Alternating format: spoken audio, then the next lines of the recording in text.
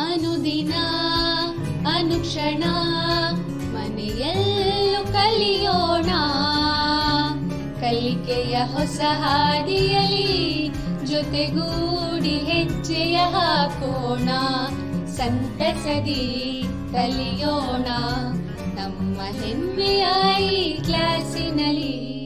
Yes, sir. Yes, teacher. Present, ma'am. Welcome to Samveda E-classes. अस्सलामु अलैकुम रहमतुल्लाहि व बरकातहू। मोहतरम नाजरीन, अजीज़ तलबा व तालिबात, मैं खुदसिया खानम सरकारी आला दर्जाती आला इब्तिदाई मदरसा कल्लूर ताल्लुक़ा सिरवा ज़िला रायचूर से आप तमाम का आज की इस ऑनलाइन क्लास में तहे दिल से इस्तक़बाल करती हूँ।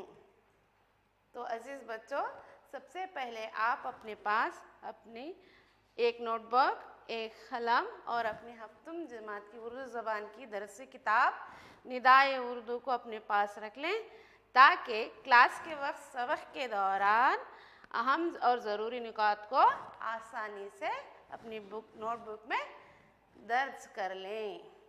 ठीक है बच्चों, आगे बढ़ते हैं।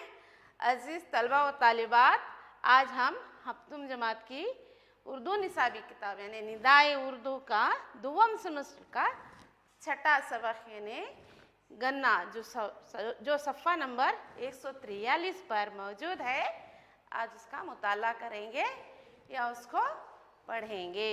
चलिए बच्चों देखें, सबक शुरू करने से पहले क्या है बच्चों, मैं चंद सवालात आपसे करूँगी, इसके जवाब दीजिए। देखिए बच्चों इस तस्वीर में तुम्हें कौन सी फसलें नज़र आ रही हैं? ये कौन सी फसलें हैं? आप लोग देखे होंगे ना, आपके अतराफ आपके खरियों में ये फसलें उगाई जाती हैं।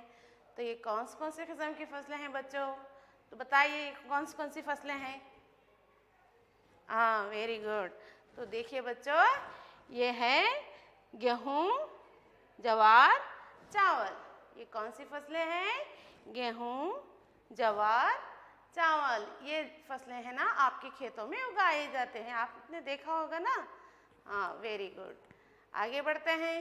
तो बच्चों बताइए ये किस किस्म की फसलें कहलाते हैं? ये तमाम जो आप तस्वीर में देखे ना पिछले, तो वो कौन सी किस्म की फसलें कहलाते हैं? हाँ, वेरी गुड, शाबाश। ये तमाम फसलें हैं ना तिजारती, ये ग़िज़ाई फसलें कहलाती हैं। ये तमाम फसलें क्या है? ग़िज़ाई फसलें कहलाती हैं। वेरी गुड, समझ गए बच्चों। अब दूसरा सवाल, तो बच्चों बताओ इस तस्वीर में तुम्हें किस किस्म की फसलें नज़र आती हैं? ये तस्वीर जो नज़र आ रही है ना, तस्वीरें 3, इसमें कौन सी फसलें नज़र आ रही हैं बच्चों? हाँ, वेरी गुड, चाय की पत्ती, मूंगफली की फसल और काफ़ी की फसल। ये तीनों फसलें हैं, चाय की फसल, मूंगफली की फसल और काफ़ी की फसल। ये भी देखे होंगे ना टीवी में वगैरह, वहाँ पर देखे होंगे आप। देखिए आगे क्या है। तो बच्चों इस किस्म की फसलों को ये कौन से किस्म की फसलें कहलाती हैं? ये जो देखें आप तस्वीरें, कहिए बच्चों वो कौन सी किस्म की फसलें हैं? हाँ, वेरी गुड, ये तिजारती फसलें हैं, यानी तिजारत के लिए उगाई जाने वाली फसलें हैं। तो चलिए बच्चों और दूसरा सवाल देखते हैं। बच्चों इस तस्वीर में तुम्हें क्या नज़र आ रहा है? हाँ, वेरी गुड, ये क्या है? गन्ना है। आपने देखा होगा ना कभी देखा होगा गन्ना और खाया भी होगा, उसका जूस वगैरह पिया होगा ना। तो ये क्या है? ये कौन सी फसल है? ये गन्ने की फसल है। वेरी गुड, आगे बढ़ते हैं। तो चलिए बच्चों, गन्ने से कौन सी अशिया यानी चीज़ें, गन्ने से कौन सी चीज़ें तैयार की जाती हैं?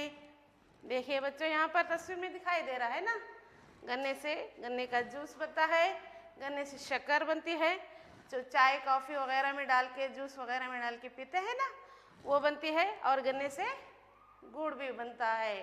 गन्ने से कौन सी चीज़ें बनती हैं? हाँ, वेरी गुड, गन्ने से जूस, शक्कर और गुड़ बनते हैं। ये तमाम गन्ने से बनने वाले अशिया हैं यानी चीज़ें। ठीक है, तो चलिए बच्चों आज हम गन्ने की काश्त, गन्ने के फ़ायदे और उसके मुताल्लिक़ मज़ीद मालूमात हासिल करेंगे। तो सबसे पहले सबक शुरू करने से पहले इस्लाही तदरीस के अहम नुकात, इस सबक के दौरान कौन सी चीज़ें हम कराएंगे या आप पढ़ेंगे या जानेंगे, ये कौन से हैं। पहला हम सबक को रवानी से पढ़ेंगे और दूसरा है मुश्किल अल्फाज और माने जानेंगे, सबक में मौजूद मुश्किल अल्फाज के माने जानेंगे। तीसरा क्या है, मश्की सरगर्मियों को हल करेंगे। चलिए बच्चों आगे बढ़ते हैं। तो सबसे पहले इस सबक में आने वाले नए अल्फाज और माने जान लेते हैं। यानी देखिए बच्चों, अब इस सबक में आने वाले अल्फाज और माने जान लें तो सबक समझने में आसानी होगी। ठीक है बच्चों, गौर से देखिएगा। अल्फाज व माने क्या है यहाँ पर, अल्फाज और माने। एक मुसल्लमा, पहला लफ्ज़ मुसल्लमा यानी तस्लीम किया हुआ, मंजूर किया हुआ। ठीक है, दूसरा लफ्ज़ है अरसा, अरसा यानी ज़माना, टाइम बोलते हैं इंग्लिश में उसको। ठीक है, उसके बाद तीसरा लफ्ज़ है वाफर, वाफर यानी कसीर मकदार में यानी ज़्यादा मकदार में। ठीक है, और ये चौथा लफ्ज़ है निकास। क्या है ये लफ्ज़, निकास, इसका माना है पानी का बहाव यानी पानी का बहाव। और ये पांचवा लफ्ज़ है नामियाती, नामियाती यानी बढ़ाने की क़ुव्वत यानी फसल को बढ़ाने की क़ुव्वत। बंजर, ये बंजर यानी नाकाबिले काश्त, जिसमें है ना काश्त के काबिल नहीं रहने वाली ज़मीन, उसको बंजर कहते हैं। तो उसके बाद वाला लफ्ज़ है नमकीन, नमकीन यानी नमक शामिल हुआ या नमकदार, नमक शामिल रहता है ना, उसको नमकीन कहते हैं। ठीक है बच्चों, उसके बाद है मौजू, मौजू यानी मुनासिब यानी उसके तहत बोल के। उसके बाद है आखिरी लफ्ज़ कल्टीवेटर, कल्टीवेटर यानी एक तरह का खांचा यानी ट्रैक्टर से लगा हुआ यानी ट्रैक्टर से जुड़ा हुआ, पीछे लगा हुआ एक लोहे का हल, उसको क्या बोलते हैं, कल्टीवेटर। आप लोगों ने देखा होगा ना, खेतों में इस्तेमाल करते हैं मट्टी को ढीला करने के लिए। ठीक है बच्चों, अब आगे सबक की तरफ बढ़ते हैं। तो देखें सबक कैसे शुरू होता है, उसमें क्या क्या है। हिंदुस्तान की तरक्की में, तरक्की ज़राअत पर मुनहसर है। हमारे इंडिया की यानी हिंदुस्तान की तरक्की क्या है, ज़राअत पर मुनहसर है, उसके पर डिपेंड है। क्योंकि हिंदुस्तान में क्या है, लोग 80% लोग यानी 80% लोग किससे जुड़े, किसी ना किसी तरह से, चाहे वो खुद के खेत हों या किसी और के खेत हों, वहाँ पर मजदूरी करते हैं, यहाँ खुद के खेत पर फसल उगाकर उसे बेचकर फ़ायदा हासिल कर सकते हैं। किसी ना किसी तरह से क्या है, वो लोग क्या हैं, ज़राअत से जुड़े हैं, यानी ज़राअत उनका पेशा है, उनका काम है। तो वो उसमें गेहूँ, चावल, जवार वगैरह ग़िज़ाई फसलों के साथ साथ तिजारती फसलें जैसे काफ़ी, तंबाकू, मूंगफली और नारियल के अलावा गन्ना भी एक क्या है, तिजारती फसल है। वो लोग जो तिजारत से जुड़े हैं, कौन सी फसलें, गेहूँ, चावल, जवार, जो तस्वीरें पिछले देखे ना, वो वगैरह वो तमाम अपनी खेत में उगाते हैं। और इसी के साथ साथ भी तिजारत यानी वो बेचने, दूसरे गाँवों को भी बेचने के लिए जो फसलें उगाई जाती हैं, जैसे काफ़ी, तंबाकू, मूंगफली, नारियल, गन्ना वगैरह भी तिजारती फसलें भी अपने खेतों पे उगाते हैं। हिंदुस्तान में 80% क्या लोग किससे जुड़े हैं, ज़राअत से जुड़े हैं। आगे देखिए, देखिए बच्चों ये तस्वीरें नज़र आ रही हैं, आपने पिछला भी देखा होगा, जैसे कि चावल, जवार, गेहूँ, काफ़ी, चाय, मूंगफली, ये है ना फसलों की तस्वीरें हैं जो हिंदुस्तान में उगाई जाती हैं, जो शक्कर और गुड़ की पैदावार में बुनियादी हैसियत रखती। गन्ना क्या है, शक्कर, गन्ना है ना, शक्कर बनाने में और गुड़ बनाने की इसमें भी बुनियादी हैसियत रखती है, ख़ास मुकाम रखती है। इसी से गन्ने से ही शक्कर बनाई जाती है, गन्ने से ही गुड़ बनाया जाता है और गन्ने से ही गन्ने का जूस भी बनाया जाता है। एक बुनियादी, एक ख़ास हैसियत रखती है वो, इसीलिए। और ये फसल हिंदुस्तान की माशियत पर असर डालती है, यानी माली हालत पर, हिंदुस्तान की माली तरक्की पर क्या है, गन्ने की फसल बहुत ज़्यादा असर डालती है। यानी गन्ने की फसल हिंदुस्तान की ज़राई पैदावार में एक अहम मुकाम है। ये हिंदुस्तान है ना, है हमारा हिंदुस्तान, इसकी गन्ने की फसल क्या है, हमारे ज़राअत में एक सबसे अहम क्या है, मुकाम रखती है। समझ गए बच्चों, आगे बढ़ते हैं। इसकी ये हकीकत यह है कि एक मरतबा बीज बोकर, गन्ने की हकीकत यह है कि एक मरतबा गन्ने की फसल को बीज बोकर खेत में बीज बोकर 3 या 4 मरतबा फसल हासिल की जाती है। एक मरतबा बीज डाल दें, हल चला दें तो इसको दोबारा है ना इसी तरह 1 मरतबा, 2 मरतबा, 3 मरतबा, ऐसा 4 मरतबा क्या है उसकी फसल हासिल की जा सकती है। एक मरतबा बीज बोकर कितने मरतबा फसल हासिल की जा सकती है? 3 या 4 मरतबा फसल हासिल की जाती है। Very good. उसके बाद देखें हमारे मुल्क की तरक्की पसंद काश्तकार क्या है, 1 हेक्टेयर ज़मीन पर, सिर्फ 1 हेक्टेयर ज़मीन पर क्या है 10 या 20 टन गन्ने की फसल हासिल कर रहे हैं ना। 1 हेक्टेयर ज़मीन पर बीज बोकर उस पर हल चलाकर उसमें है ना क्या है कितनी फसल हासिल करते हैं, कितनी मिकदार में फसल हासिल करते हैं, तो 10 या 20 टन की फसल क्या है एक ही टाइम में, एक ही वक्त में क्या है फसल हासिल करते हैं। और अगर वो लोग इस तरह से हासिल करने के लिए क्या क्या ज़रूरी है बोले तो अगर जदीद तरीक़े, जदीद मेथड्स, तरीक़ों को इस्तेमाल करके अपना जाए तो इसकी पैदावार में मज़ीद इजाफा हो सकता है। अगर हमें जदीद तरीक़े, नए तरीक़े का इस्तेमाल खेती के दौरान अगर किसान करें तो ज़्यादा से ज़्यादा गन्ने की फसल क्या है वो लोग हासिल कर सकते हैं। एक मियारी फसल भी हासिल कर सकते हैं। मियारी यानी एक स्टैंडर्ड फसल, यानी भरपूर खेत भर को और अच्छी तरह से अच्छी फसल क्या है किसान हासिल कर सकते हैं। कब? जब वो जदीद से जदीद तरीक़े इस्तेमाल कर सकें, जब वो है ना एक मियारी फसल क्या है गन्ने की हासिल कर सकते हैं। समझ गए बच्चों? आगे बढ़ते हैं। हमारे मुल्क में गन्ने की काश्तकार बहुत से कुदरती और माशी इख्तिसादी मसाइल से दो चार हैं। हमारे मुल्क में क्या है गन्ने को उगाने वाले काश्तकार यानी किसान, काश्तकार यानी किसान क्या हैं माशी और इख्तिसादी यानी माली हालात और उनके दूसरी तरह की ज़िंदगी गुजारने के इख्तिसादी हालात से बहुत सारा दो चार हैं, यानी मुश्किलात से घिरे हुए हैं किसान। काश्तकार यानी जो फसल उगाते हैं ना उनको बोलते हैं काश्तकार यानी फसल उगाने वाले। तो वो इख्तिसादी और माशी हालत, माली हालत और दूसरे हालात से भी क्या है वो दो चार हैं, यानी मुश्किलात से घिरे हुए हैं किसान।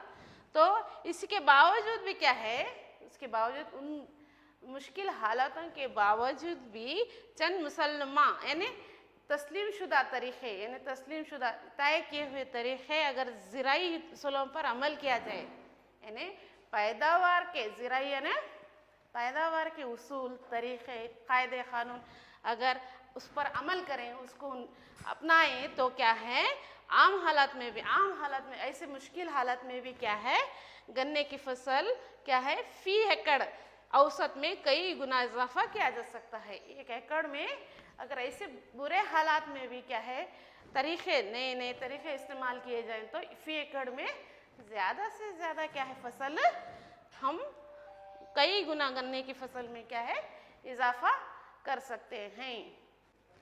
चलिए बच्चों आप देखते हैं आगे क्या है। गन्ने की फसल की काश्त मुख्तलिफ किस्म के ज़मीनों पर होती है।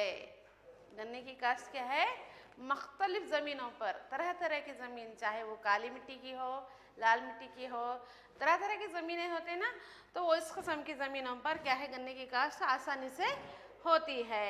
यानी मुनाफा बख्श यानी फ़ायदेमंद, मुनाफा बख्श यानी फ़ायदेमंद फसल के लिए, फ़ायदेमंद फसल के लिए ऐसी ज़रख़ीज़ ज़मीन चाहिए जिसमें पानी का निकास उम्दा हो।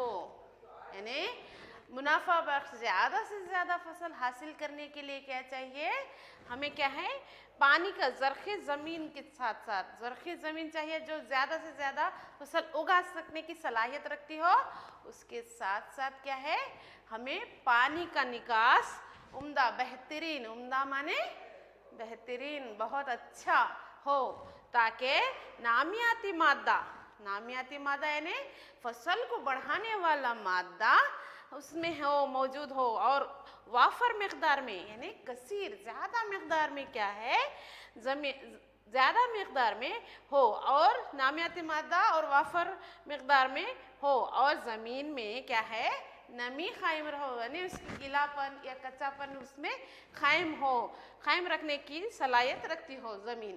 अब देखो बच्चों एक ज़्यादा से ज़्यादा फसल हासिल करने के लिए हमें किस तरह की ज़मीन चाहिए, वो तो एक तो मुनाफा बख्श या ज़्यादा से ज़्यादा, तो एक तो ज़मीन है ना ज़रख़ीज़ होना चाहिए, उसके बाद है ना उसमें पानी का उम्दा और बेहतरीन निज़ाम होना। पानी ज़रूरी है, किसी भी फसल को उगने के लिए पानी का बहुत ज़्यादा ज़रूरी है, और ज़्यादा मकदार में नामियाती मादा यानी खाद वगैरह, यानी ताकत, फसल को ज़्यादा से ज़्यादा ताकत यानी उसे ज़्यादा से ज़्यादा बढ़ने की सलाहियत पैदा करने के लिए नामियाती मादा की भी ज़्यादा ज़रूरत है। और नमी, ज़मीन में क्या है, नमी की भी ज़्यादा ज़रूरत है। आगे बढ़ते हैं बच्चों, देखिए आगे क्या है।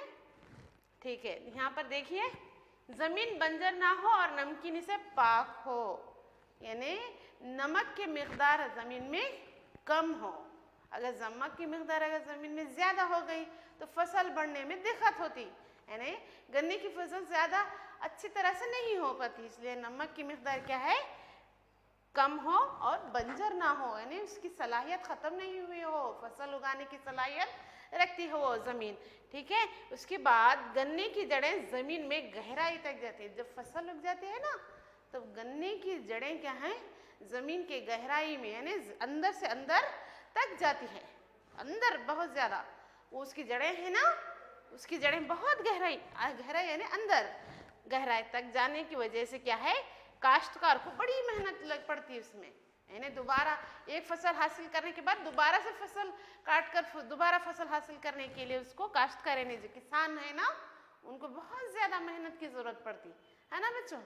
उसके बाद है ना बड़ी मेहनत करनी पड़ती है, मसलन मुंतखब यानी चुनी हुई ज़मीन है। देखो ये ज़रख़ीज़ ज़मीन है, ये ज़रख़ीज़ ज़मीन का हिस्सा वो चुना हुआ है, वहाँ पर हम गन्ने की फसल उगाएं, तो उस चुनी हुई ज़मीन को मुंतखब शुदा यानी चुनी हुई ज़मीन पर एक मरतबा क्या है, दोबारा अगर फसल हासिल करना हो तो फिर एक मरतबा क्या है, उस पर मिट्टी पलटने वाला। देखिए यहाँ पर ये तस्वीर में नज़र आ रहा है ना, ये ट्रैक्टर से लगा हुआ एक खांचा है जो लोहे का बना हुआ है, वो हल है, वो उसे है ना, उससे क्या कर रहा है यहाँ किसान, मिट्टी को दोबारा उलट रहा है या उसको पलट कर ढीला कर रहा है। उसको पलटने वाला हल चलाने के बाद है ना, ये मिट्टी से जो खेत में हल चला रहे हैं ना, इन्हों इससे पलटने वाले हल चलाने के बाद 2 या 3 मरतबा कल्टीवेटर चलाए जाते हैं। इसी तरह से ये कल्टीवेटर क्या है, 2 या 3 मरतबा है ना वो ज़मीन को है ना और उसकी नमी को बरकरार रखने के लिए, उसको और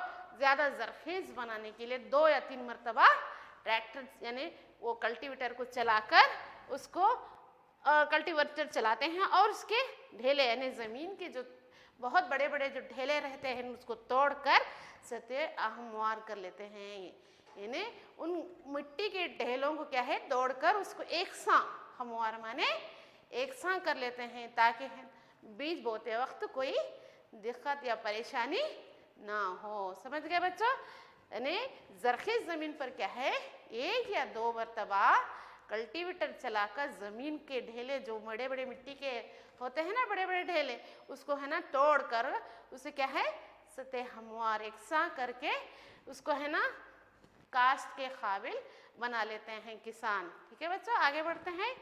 तो बच्चों आज हम क्या है यहाँ पर क्या है यहीं तक पढ़ेंगे। ये है गन्ने की पहली निशिस्त यानी पहली क्लास। आज हम यहीं पर क्या है, आज हमारी ये पहली क्लास का यहाँ तक आज पढ़ेंगे इंशाल्लाह। फिर अगली क्लास में आगे क्या होता है वो देखेंगे। तो यहीं पर आपका सबक का पहला यूनिट क्या है यहीं पर ख़त्म होता है। इंशाल्लाह आंदा क्लास में इस सबक के आगे का मुशाहिदा करेंगे। अब आइए मैंने आगे है ना आज इतना ही देखे कि किस किस्म के हिंदुस्तान में कितने फ़ीसद गन्ने की काश्त होती है और कितने फ़ीसद लोग गन्ने से जुड़े हैं नहीं, यानी गन्ने की काश्त से जुड़े हुए हैं, और इंडिया में और हिंदुस्तान में है ना किस किस्म की ज़मीन पर गन्ने की काश्त होती है, और ज़मीन की ज़रख़ीज़ी बरकरार रखने के लिए किन किन चीज़ों की किन किन लवाज़िमात की ज़रूरत है वो सब जाने ने। तो आगे देखेंगे कल इंशाल्लाह वो है ना आगे में कौन से अहम नुकात हैं। अब हम इस सबक में आने वाली मशक़ों को यानी सरगर्म मशक़ों को सरगर्म एक्टिविटीज़ के ज़रिए क्या है उसको हल करेंगे। तो सबक में जो मशक़ें हैं ना उसको खोल लीजिएगा। अब उसको हम सरगर्मियों के ज़रिए से क्या है, एक्टिविटीज़ की मदद से क्या है उसको हल करने की कोशिश करेंगे। देखिए बच्चों आगे क्या है। तो सबसे पहले आपकी निसाबी किताब के मशकों में सबसे पहले क्या है, इन सवालात के जवाब एक जुमले में देना, सिर्फ एक जुमले में। ठीक है बच्चे, समझ गए? एक जुमले में देने के आसान सवाल, मुख्तसर से छोटे। ठीक है, तो पहला सवाल क्या है यहाँ पर, हिंदुस्तान में कितने फीसद लोग ज़राअत से जुड़े हैं? पहला सवाल। ठीक है बच्चों, इसका जवाब कौन देगा? हाँ, वेरी गुड, ठीक कहा। हिंदुस्तान में कितने फीसद लोग ज़राअत से जुड़े हैं? शाबाश। हिंदुस्तान में क्या है, 80%। कुल कितने? कुल 80% लोग क्या हैं, ज़राअत से जुड़े हुए हैं। नहीं, किसी ना किसी तरह से, चाहे वो अपनी खुद की ज़मीन पर हो या किसी और की यहाँ as a servant, as a नौकर की तरह या मजदूर की तरह क्या है, वो ज़राअत ही उनका एक पेशा है, एक काम है, वो उनकी रोज़मर्रा की ज़िंदगी का ज़रिया है वो। तो किसी ना किसी तरह से क्या है, वो किससे जुड़े हैं? ज़राअत से जुड़े हैं। सिर्फ इंडिया में ही यानी हिंदुस्तान में ही 80% लोग उन्होंने ना क्या है, ज़राअत से जुड़कर हैं। पहले सवाल का जवाब मालूम होगा, उसको अपने नोटबुक में दर्ज कर लें। ठीक है बच्चों, अब दूसरा सवाल, हिंदुस्तान की तिजारती फसलें कौन कौन सी हैं? चलिए बच्चों बताइए, हिंदुस्तान की तिजारती फसलें कौन कौन सी हैं? हाँ, शाबाश। तो देखिए यहाँ पर देखिए जवाब क्या है। ठीक है, हिंदुस्तान की तिजारती फसलें यानी तिजारत करने की गर्ज से जो उगाई जाती हैं वो फसलें काफ़ी, चाय, गन्ना, मूंगफली और नारियल हैं। हिंदुस्तान में इस्तेमाल करने के बाद भी दूसरी जगह भी उसको भेजते हैं, यानी दूसरी जगह तिजारत की गर्ज से, यानी उसको खरीद और फरोख्त की गर्ज से क्या है, उगाई जाती हैं। हाँ, तो वो कौन सी फसलें हैं? जैसे कि हिंदुस्तान की तिजारती फसलें काफ़ी, यानी काफ़ी जो हम रोज़मर्रा ज़िंदगी में इस्तेमाल करते हैं ना, चाय भी हम इस्तेमाल करते हैं, चाय की पत्ती उसकी फसल उगाई जाती है, काफ़ी के बीज उगाए जाते हैं। गन्ना तो आप लोगों ने देखा ना, आपके आसपास में भी देखा होगा, उससे जूस बनता है, गन्ने से शक्कर बनती है, गन्ने से गुड़ बनता है। हाँ, ये बहुत सारे और गन्ने से और दूसरे भी फायदे हैं। यानी गन्ने के छिलकों को भी इस्तेमाल करते हैं कागज़ बनाने के लिए, गन्ने से और बहुत सारी चीज़ें हैं ना, गन्नों से फ़ायदा उठाते हैं लोग। और इसी तरह से मूंगफली, हाँ, मूंगफली का तेल उगाते हैं, बहुत सारे तरह के खाने में, रोज़मर्रा के खानों में भी इस्तेमाल करते हैं मूंगफली को। और नारियल, हाँ, नारियल का पानी, नारियल के छिलके, उनका इस्तेमाल हमें करते हैं। नहीं, हिंदुस्तान की तिजारती फसलें काफ़ी, चाय, गन्ना, मूंगफली और नारियल हैं। होगा बच्चों, दर्ज कर लीजिए अपने नोटबुक में, इंशाल्लाह लिख लीजिएगा अपने क्लास वर्क में बाद में। ठीक है, अब तीसरा सवाल। ठीक है, एक गन्ने के बीज एक मरतबा बोकर उससे कितनी फसलें हासिल की जाती? एक ही बार खेत में एक बार बीज बोकर कितने मरतबा है ना हमें उससे फसल हासिल कर सकते हैं? टोटल कितने मरतबा एक बार बीज बोकर? चलिए बच्चों, इसका जवाब कौन देगा? हाँ, शाबाश, वेरी गुड। अब देखिए इसका जवाब क्या है। तो जवाब है गन्ने के बीज एक मरतबा बोकर, है ना, उसको है ना खेत में हल चलाकर, ज़मीन को ज़रख़ेज़ बनाकर, ज़मीन को नमी बरकरार रखकर उसमें बीज बोकर, अच्छे से अच्छे बीज, अच्छे क्वालिटी, अच्छे उसकी उम्दा बीज एक मरतबा डालकर उसमें खेत में, हाँ, 3 या 4 मरतबा फसल हासिल करते हैं।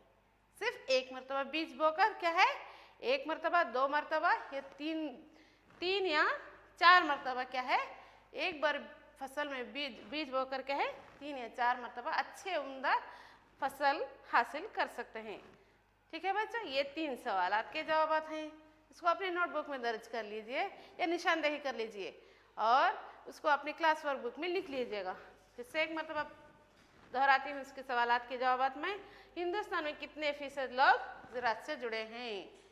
हिंदुस्तान में 80% लोग क्या हैं, ज़राअत से किसी ना किसी तरह से क्या है, वो ज़राअत से जुड़कर हैं। ठीक है, दूसरा सवाल क्या है, हिंदुस्तान की तिजारती फसलें कौन कौन सी हैं? हिंदुस्तान की तिजारती फसलें कौन कौन सी हैं? काफ़ी, चाय, गन्ना, मूंगफली और नारियल।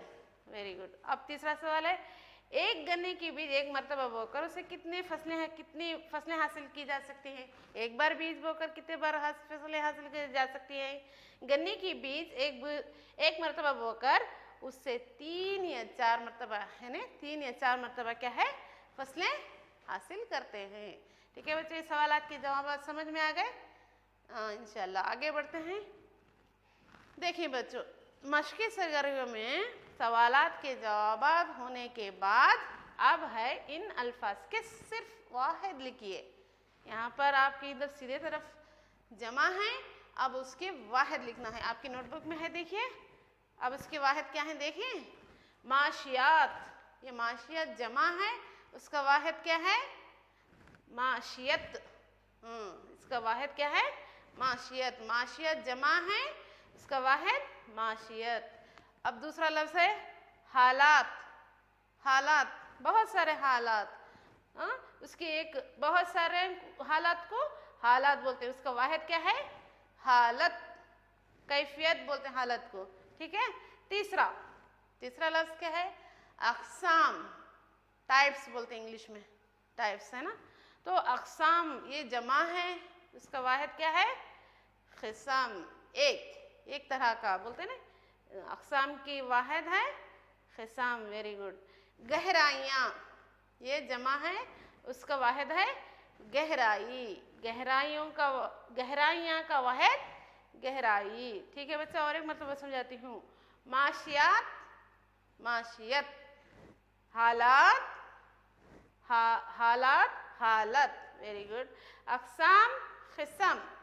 गहराइयाँ, गहराई। ठीक है बच्चों, समझ गए? अपनी नोटबुक में इसको दर्ज कर लें, लिख लीजिएगा। ठीक है, आगे बढ़ते हैं। देखिए बच्चों, अब है घरेलू मश्क, यानी घर का काम, यानी इंग्लिश में इसको क्या बोलते हैं, होमवर्क। ठीक है। अब यहाँ होमवर्क क्या है बच्चों, एक तरह की लिस्ट बनाई गई है, दिख रहे हैं ना आपको। एक तरह की लिस्ट, यहाँ एक लिस्ट बनाना है, यहाँ एक तरह की फहरिस्त लिस्ट है ना, फहरिस्त। तो ग़िज़ाई और तिजारती फसलों की फहरिस्त बनाओ, लिस्ट बनाना है ना। उसमें क्या है, देखिए यहाँ पर ग़िज़ाई फसलों के नाम लिखना, जैसे कौन से। हाँ, वेरी गुड। ग़िज़ाई फसलें जैसे चावल, गेहूँ, जवार, ये है ना, ये ग़िज़ाई फसलें। ये तमाम के नाम आप यहाँ पर लिखिए। और कौन से उगाए जाते हैं आपके इलाकों में, उनके नाम है ना। सिर्फ ग़िज़ाई फसलें, यहाँ ग़िज़ाई फसलें डाल लीजिए, यहाँ लिख लीजिएगा, एक ही नंबर, एक के बाद। ठीक है। उसके बाद तिजारती फसलें, वो कौन सी हैं? हाँ, शाबाश। चाय, कॉफ़ी, गन्ना, मूंगफली, नारियल वगैरह तमाम भी क्या हैं, तिजारती फसलें हैं। ठीक है बच्चा, समझ गए? अब कल है ना, आप ये तमाम ये घरेलू मश्क भी करके लाइए, और इंशाल्लाह जो मश्क़ें मैंने कराई हैं अब उसको है ना अपने क्लास वर्क में लिख कर लाइएगा। ठीक है बच्चों, इसी के साथ क्या है, गन्ने सबक की पहली क्लास यानी पहली नशिस्त आज यहीं पर ख़त्म होती है। मैं खुदसिया खानम, सरकारी आला दर्जाती आला इब्तदाई मदरसा कल्लूर, ज़िला तालुका सिरवा, ज़िला रायचूर से आज की ये क्लास यहीं पर ख़त्म करती हूँ। अल्लाह हाफ़िज़।